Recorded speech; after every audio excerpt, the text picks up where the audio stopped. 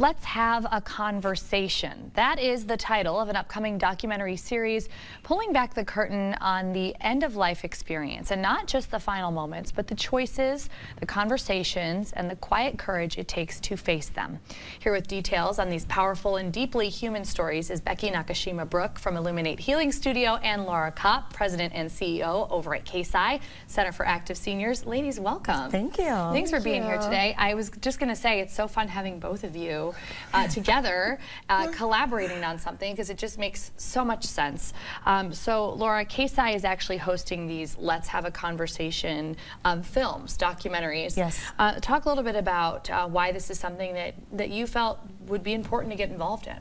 Well, you know, as the area's only senior center, I think it's important that we're helping to facilitate these conversations. You know, Becky came and offered us a wonderful opportunity for partnership, and we felt like it was just kismet that we were supposed to be there. I think our folks and our members really look to us to provide opportunities for them to share real experiences, to learn, to be involved in things that are really impactful to their life. And these kinds of conversations are very important. Absolutely, and it's open to the entire community as well. So even if you are not a CASI member yet, you are welcome to join in on this. And Becky, you are a certified end-of-life doula, among so many other things. Of course, we've had you on the show plenty of times for all of your talents. But tell us a little bit about what you have learned from that practice, being an end-of-life doula, and why these conversations are important to at least be thinking about. Sure. So I think there's such a public health crisis on the caregiver, and each one of these movies showcases the caregiver as well. Specifically, the first two ones, Yeah. So Seth Rogen and Laura Rogen share what it's like being a caregiver and her father being the caregiver in the first film. What's interesting from that one is, of course, they have like a Hollywood standpoint where they have Hollywood money, where they can really help her parents out. But they also have turned this into a foundation called Hilarity for Charity, where they help other families who don't have the privileges that they have. And then Caretaker Love Story is more of your middle class family, that what they're dealing with. So I think I wanted to get the conversation going about the toll it does take on a family and how can we support as a community. The last movie in the series, it shows how beautiful end of life can be when a community surrounds a person who's in need. Sure, yeah. And you actually provided us with some interesting statistics, so I'm glad that you brought up the caregiver, because more people than I think we really realize are dealing with this, especially as many of our parents age. So we've got some of that information on the screen right now. 1 in 4 family caregivers are millennials, born between 81 and 96. So I'm right smack dab in the middle of that. Yeah. You know, it's a lot of people are going through it and probably need to talk about it.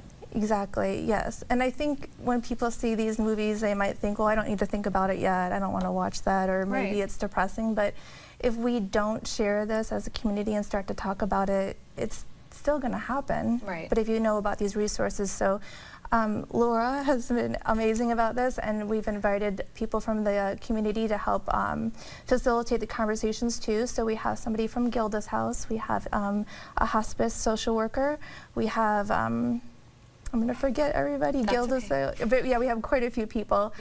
So, and I'm hoping to have more to help facilitate, and of course, we'll have all the Michael from Jane's Place. That's what's one of the ones I was thinking of. Wonderful. So yeah, all these resources that we have in the community that we may not be aware of. Yes, and speaking of Jane's Place, I'm glad that you brought it up. Laura, I just want you to just take a minute and remind people of what Jane's Place is, because I feel like that is very pertinent to what we're talking about here today. Absolutely. So Jane's Place is Eastern Iowa's only adult day service program for individuals diagnosed with Alzheimer's disease and other dementias. But what most people don't recognize is that it also serves as a point of respite for caregivers. And as you mentioned, your age group, you know, being kind of right there in the middle, I know you have young children, you know, we call that the sandwich generation, where we're still parents to our young children, but our older, you know, family members, whether it be our parents, our grandparents, whatever, still need assistance. And so there's a lot of smushing going on in the middle of that sandwich. And so we thought it was really important for Jane's Place to be at the table to help facilitate some of those conversations,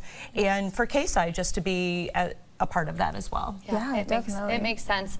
And so a couple of the films, and you described them beautifully, Becky, but a couple of them have to do with, cancers and end-of-life care in that way. One of them, though, does have to do with dementia and Alzheimer's, which is the Taking Care with Seth Rogen that you were talking about. So that's this one here. So two of the films are going to be shown on the same day, Sunday, April 27th at CASI from 1:30 to 3:30. And we actually put together a little bit of a clip from the trailer from this film, if we could show that. Oh, great. Early on, I knew something's not right with my mom. Official confirmation you have Alzheimer's. Nothing else seemed to matter at the time because the worst thing that could possibly happen was happening to my mom and I couldn't do anything about it.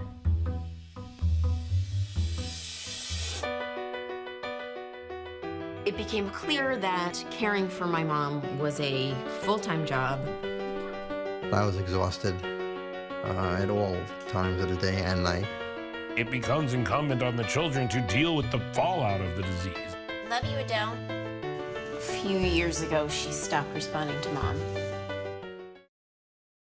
Yeah, so really heart-wrenching, real stories, real people that are going through this. We know so many of our family members deal with dementia and Alzheimer's, and so I just like that there's that component as well. It doesn't necessarily have to be, like as we talked about at the beginning, your final moments, but your final months, your final years. So many things can change. Right. So just opening up to conversation is really nice in that way. Yeah, and I just wanted to point out too that I just wanted to make sure I say thank you to Tony and Joyce Singh. They were the people that I came to with this idea, and he's like, let's do this. You know, then got me talking to Laura, and then Laura gave me a job over at CASI, so it all worked out really well. That's wonderful. We love making the connections in that way. So yes, Caregiver, a Love Story, and Taking Care, Sunday, April 27th from 1:30 to 3:30 at CASI. And then the last Ecstatic Days, which you were describing, really has a sense of community, and that's what we're seeing on the screen right here. I haven't seen it, but just from what I've watched as far as trailers, and just looks like a really beautiful documentary. So at the very least, even if this is not something that you are dealing with currently in your life, it would still be, I think, a beneficial thing to take part in. Absolutely. Yeah, absolutely. Okay, so those are all happening 1:30 to 3:30. That second one, though, is on May 18th. There it is at the bottom of your screen. Let's have a conversation, and it's going to cost you $6 if you're a non-member, so very affordable. Only $3, though, if you are a member with CASI. So mark your calendars. Ladies, thank you so much for being here today. Thank you.